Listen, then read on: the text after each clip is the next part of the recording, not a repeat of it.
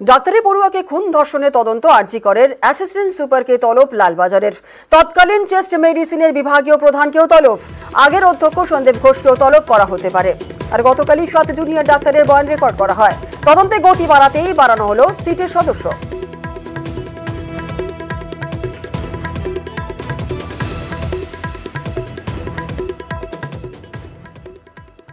সকালে পদত্যাগ, বিকেলে নতুন পদ। সোমবার সকালে আরজি করের অধ্যক্ষের পদ ছাড়েন সন্দীপ ঘোষ, আর বিকেলে তাকে ন্যাশনাল মেডিকেলের অধ্যক্ষ করল স্বাস্থ্য দপ্তর। আরজি করের নয়া অধ্যক্ষ সুরিতা পাল।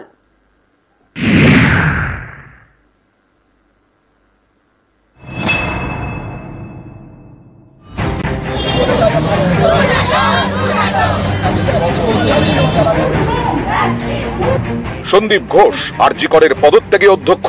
চিকিৎসক খুন ধর্ষণের ঘটনার পর তার বিরুদ্ধে সরব আন্দোলনকারীরা। দাবি ওঠে আরজি করের অধ্যক্ষ হয় ইস্তফা দিন, না হলে তাকে সরানো হোক। এই পরিস্থিতিতে সোমবার সকালে ইস্তফা দেন অধ্যক্ষ সন্দীপ ঘোষ। আমি স্বাস্থ্য ভবনে ডিএমই স্যারের সঙ্গে দেখা করে আমার রেজিগনেশন লেটার জমা দিয়ে গেলাম। সরকারি চাকরি, প্রিন্সিপাল, প্রফেসর সব জায়গা থেকে রেজিগনেশন দিলাম, গভর্নমেন্ট অফ ওয়েস্ট বেঙ্গলের চাকরি। সকালে পদত্যাগ, কয়েক ঘন্টার মধ্যেই বিকেলে নতুন পদ। সরকারি চাকরি থেকে সন্দীপ ঘোষের ইস্তফা গ্রহণ করেনি স্বাস্থ্য দপ্তর। আরজি করের অধ্যক্ষ পদ তিনি ছেড়েছেন, তাকে এবার ন্যাশনাল মেডিকেল কলেজের অধ্যক্ষ করল স্বাস্থ্য দপ্তর। ন্যাশনাল মেডিকেলের অধ্যক্ষ অজয় কুমার রায়কে পাঠানো হলো স্বাস্থ্য ভবনে।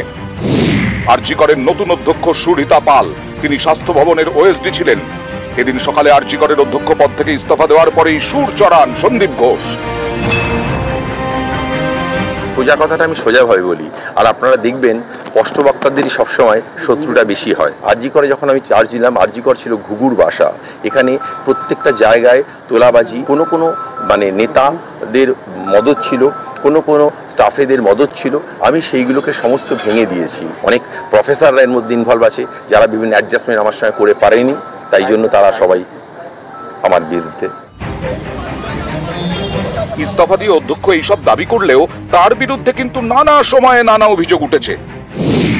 টেন্ডারে দুর্নীতি, করোনার সময় সরকারি টাকা 9/6, এরকম নানা অভিযোগে অধ্যক্ষ সন্দীপ ঘোষের বিরুদ্ধে সরব হয় চিকিৎসকদের একাধিক সংগঠন এবং ডাক্তারি পড়ুয়াদের একাংশ। এ নিয়ে 2023-এর মার্চে রিপোর্ট তলব করে কলকাতা হাইকোর্ট। সে বছর মে মাসে তাকে মুর্শিদাবাদ মেডিকেলে বদলি করা হয়, কিন্তু 48 ঘন্টার মধ্যেই সেই বদলির নির্দেশ প্রত্যাহার করা হয়। এরপরে সেপ্টেম্বরে তাকে আরজি কর থেকে অপসারণ করে মুর্শিদাবাদ মেডিকেলের অর্থোপেডিক বিভাগের অধ্যাপক করা হয়। এর 1 মাসের মধ্যে ফের আরজি করের অধ্যক্ষের চেয়ারে ফেরেন সন্দীপ ঘোষ। সেই আরজি করেই এবার মহিলা চিকিৎসক পড়ুয়াকে খুন ধর্ষণ, এর দায় কার? অধ্যক্ষ কি দায় এড়াতে পারেন? প্রথম থেকেই এই প্রশ্ন তুলেছেন আন্দোলনকারীরা। রাজনীতি করা হচ্ছে, একটা মেয়েকে, একটা তরুণ ডাক্তারকে ধর্ষণ করা হয়েছে, কি খুন করা হয়েছে সেটা পুলিশ বলবে।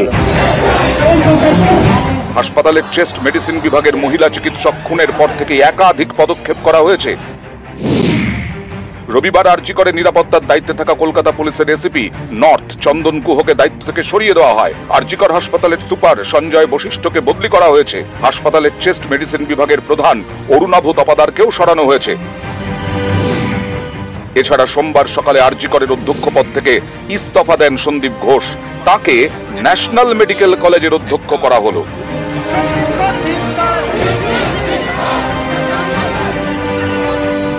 নিউজ 18 বাংলা।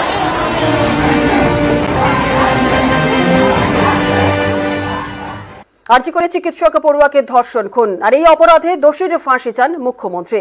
দ্রুত নিষ্পত্তির জন্য চান ফার্স্ট ট্র্যাক কোর্টে বিচার হোক। রবিবার পর্যন্ত পুলিশকে ডেডলাইনও বেঁধে দিলেন মমতা বন্দ্যোপাধ্যায়। তার করা বার্তা, রবিবারের মধ্যে কলকাতা পুলিশ কিনারা করতে না পারলে সিবিআই তদন্ত করবে।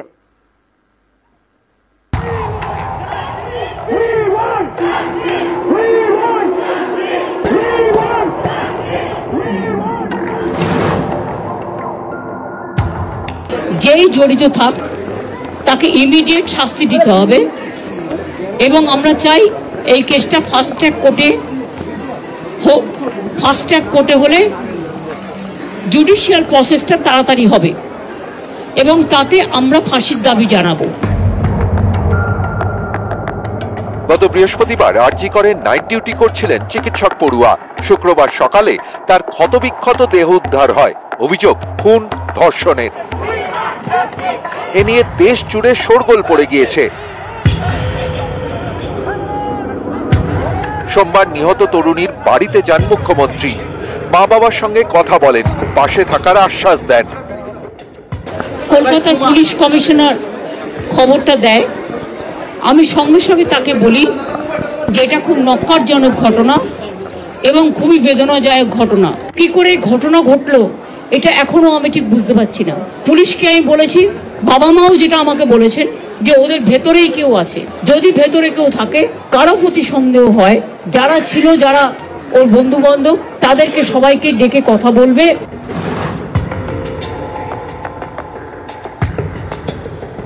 আজকে প্রিন্সিপাল নিজে রেজিগনেশন করে দিয়েছিলেন।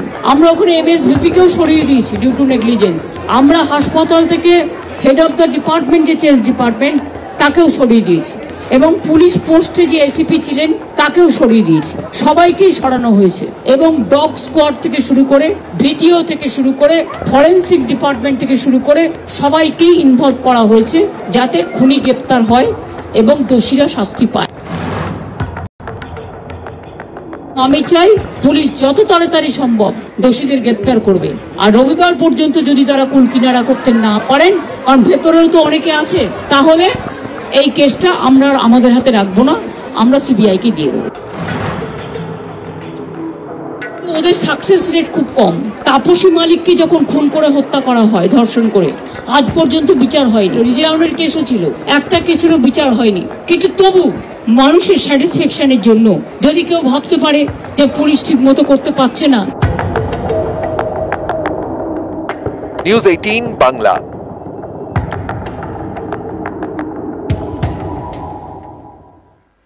আরজি করে ধর্ষণ খুনে ফের ন্যায় বিচার দাবি নিহতের পরিবারের। ময়নাতদন্ত রিপোর্ট দেখে মনে করা হচ্ছে যে ঘটনায় কোনো একজন জড়িত নয়। নিহতের বাবার অভিযোগের আঙুল আরজি করে চেস্ট ডিপার্টমেন্টের দিকেই। গতকাল মুখ্যমন্ত্রী নিহতের পরিবারের সঙ্গে দেখা করার পর এমনই দাবি জানান তিনি। সেই সঙ্গে মুখ্যমন্ত্রীর ওপর আস্থা রয়েছে বলেও জানান তিনি। আমরা তো প্রথম থেকে এই কথাটা বলছি যে আমরা মুখ্যমন্ত্রী দিদির উপরে পূর্ণ আস্থা রেখেছি। সেটা যারা আসছেন তারা আমরা সমস্ত ব্যাপারে বলছি যে আপনারা যেটা ভালো বুঝবেন, আমরা কিছুই বুঝি না, এটা আপনারা যেটা ভালো বুঝবেন সেটা করুন। আমরা শুধু ন্যায় বিচার চাইছি, আর কিছু। ডাক্তার ফোরামের থেকে এসেছিলেন, একজন ফরেন্সিক বিশেষজ্ঞ এসেছিলেন, তিনি পিএম রিপোর্ট থেকে তিনিও বলেছেন যে একার পক্ষে এরকম ঘটনা ঘটানো সম্ভব নয়। কিন্তু পুলিশ আশা করছি তদন্ত করছে এবং পুলিশ আমাদের সঙ্গে সহযোগিতা করছে। এখনো আমরা তো টোটাল আরজিকর যে চেস্ট মেডিসিন ডিপার্টমেন্টে যারা আছে সবাইকে আমরা সন্দেহ তালিকায় রাখছি, এটা প্রকাশ্যে সবাইকে বলেছি। আরজি করে সিবিআই চেয়ে হাইকোর্টে মামলা। হাইকোর্টে মামলা শুভেন্দু অধিকারীর। প্রধান বিচারপতির বেঞ্চে মামলা দায়ের। আরজি করের ঘটনায় আরো 3 জনস্বার্থ মামলা। আজই কলকাতা হাইকোর্টে শুনানি।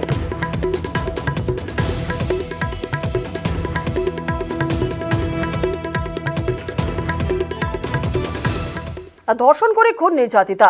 ডাক্তারি পড়ুয়াকে ধর্ষণ করে খুন, নিহতের ময়নাতদন্ত রিপোর্টে উল্লেখ। নিহতের যৌনাঙ্গে গভীর ক্ষত মিলেছে। আঘাত অ্যান্টিমর্টেম বা মৃত্যুর আগে করা হয়েছে। আঘাতের জেরে বিপুল পরিমাণ রক্তপাত নিহতের।